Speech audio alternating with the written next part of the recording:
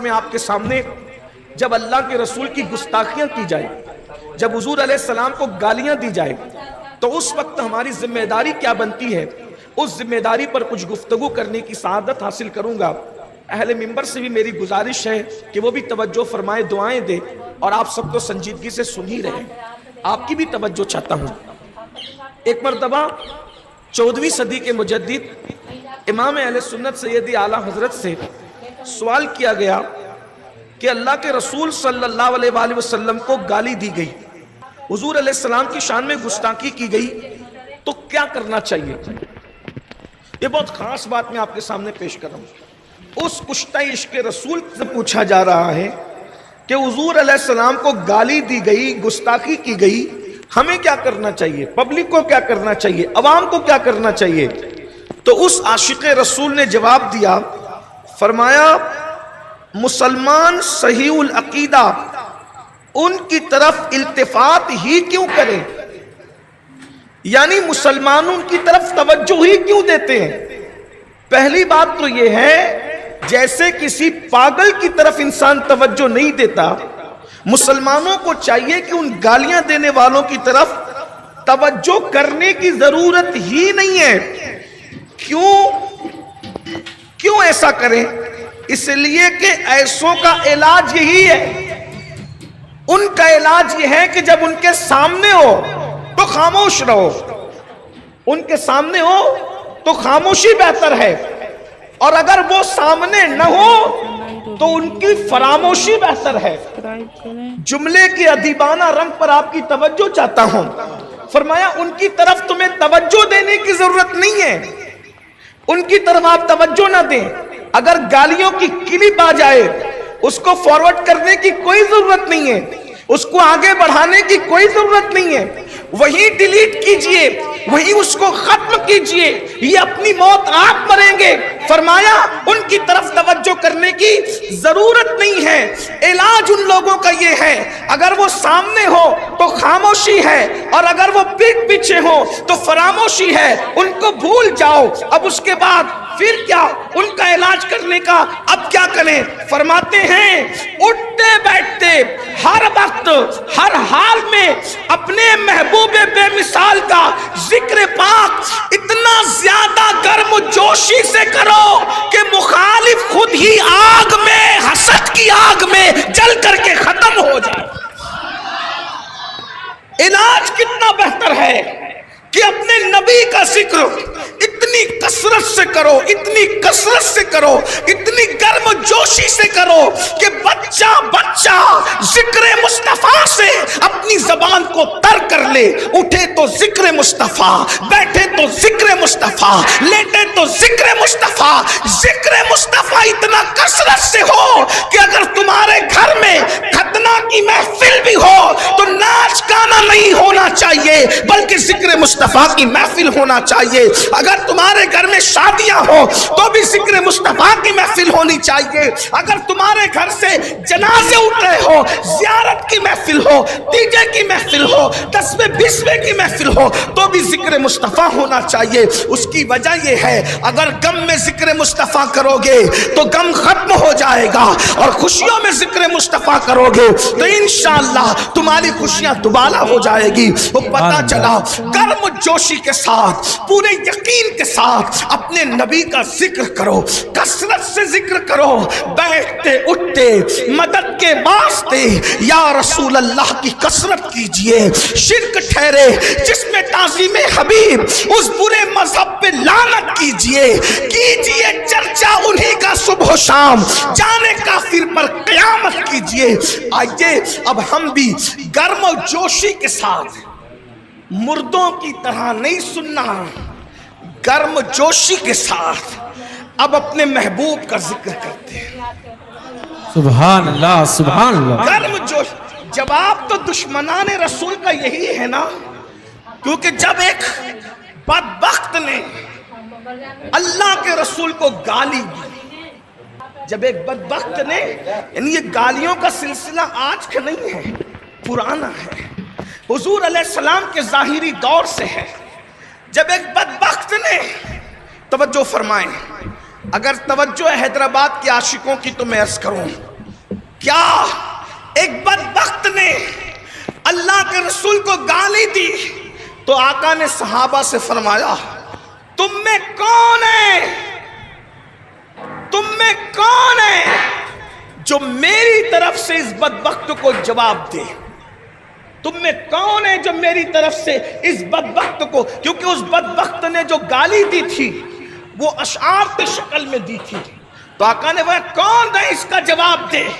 ایک صاحب کھڑے ہوئے اور وہ بڑے نرم مزاج تھے، تو انہوں نے بہت ٹھنڈے ٹھنڈے انداز میں جواب دینا شروع کیا، اس لیے کہ گالی تو گرم جوشی سے دی گئی تھی اور جواب ٹھنڈا ٹھنڈا دیا جا رہا تھا۔ حضور نے فرمایا تم بیٹھ جاؤ، آقا نے فرمایا تم بیٹھ جاؤ، اور پھر فرمایا کون ہے جو گالی کا انداز ہے اس کے مطابق جواب دے گا؟ تو پھر حضرت سیدنا حسان بن ثابت کھڑے ہوئے اور اتنا کرارا جواب دیا، اتنا سخت جواب دیا کہ حضور نے خوش ہو کے کہا اللہم اجد الحسان بروح القدس، جب تک حسان میری طرف سے جواب دیتا رہے گا اللہ تو جبریل کے ذریعے سے اس کی مدد فرماتا ہے۔ سبحان اللہ سبحان اللہ سبحان اللہ۔ گرم جوشی بھی کوئی چیز ہے، ہاں جب ماں کو گالی دی جاتی ہے تو آدمی گرم ہو جاتا ہے، جب رسول اللہ کو گالیاں دی جائے تو پھر حضور علیہ السلام کا ذکر گرم جوشی سے، اور پھر کیوں نہ کریں؟ ہمارے آقا تو ہیں ہی ایسے، ہمارے سرکار تو واللہ ان جیسا کوئی ہو تو لا کے بتاؤ نا۔ لوگ ان کو گالیاں دیتے مجھے حیرت ہے، اور میں تو لوگوں کو کہتا ہوں، پورے ہندوستان میں پوری دنیا میں لوگوں کو کہتا ہوں بھائیو کوئی ضروری نہیں ہے کہ دوسرے مذہب کا ہر آدمی رسول اللہ کو گالی دے، نہیں، ہر غیر مسلم حضور کو گالی نہیں دیتا اور دے بھی نہیں سکتا، غیر مسلم گالی دیتے یہ ضروری نہیں ہے، بلکہ ہمارے نبی کو گالی صرف وہی دیتا ہے جس کا باپ ایک نہیں ہوتا اور اس کی ماں نیک نہیں ہوتی۔ حضور کو جو گالی دیتا ہے وہ حضور کا کیا بگاڑتا ہے؟ چاند پہ تھوکنے سے چاند کا کوئی بگڑتا ہے؟ رسول اللہ کو گالی دینے سے حضور کا کچھ بگڑتا ہے؟ لیکن وہ بتاتا ہے کہ میں ہوں کس کا، میں ہوں کس کا۔ جب گالی دی ایک شخص نے، اس کا نام تھا ولید ابن مغیرہ، یہ میں کوئی جذبات کی بات نہیں کر رہا ہوں، ولید ابن مغیرہ اس نے گالی دی تو اللہ نے اس کے 10 عیب گنائے قرآن میں، سورہ نون والقلم کے اندر 9 گنائے، تو وہ سب جانتا تھا کہ یہ سارے عیب میرے اندر موجود ہے، کیونکہ انسان اپنے آپ کو بہتر جانتا ہے، اپنے آپ سے بہتر کون جانتا ہے؟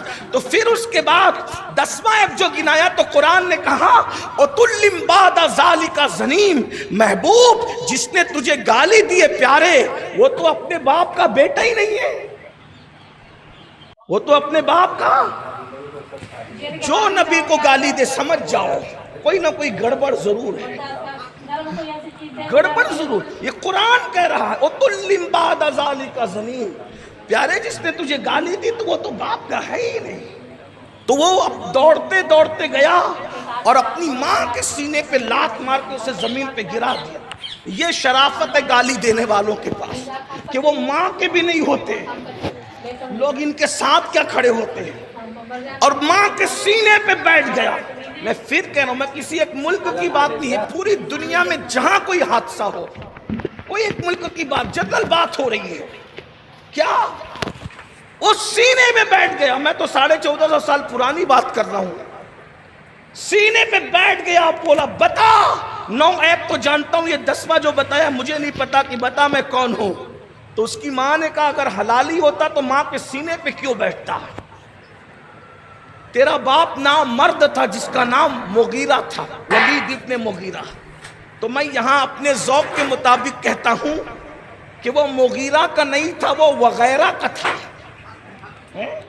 علامہ احسان صاحب، وہ اور وغیرہ کہتے ہی اس کو ہیں جس میں تعداد کی قید نہیں ہے، اس لیے کہ آپ پوچھتے نا چائے لیں گے، پانی لیں گے یا وغیرہ، تو چائے ایک پانی ایک دو ہی ہو گیا نا، یہ وغیرہ میں حد نہیں ہوتی۔ تو وہ مغیرہ کا نہیں تھا، وغیرہ کا تھا، تو وغیرہ میں تو کوئی حد ہی نہیں ہوتی۔ تو پھر ان سے پوچھو گالی دینے والوں، جس ملک کا بھی گالی دے رہا ہے، پوچھو نا کتنے وغیرہ تھے، تب تو آمینہ کے لال پر بھونک رہا ہے۔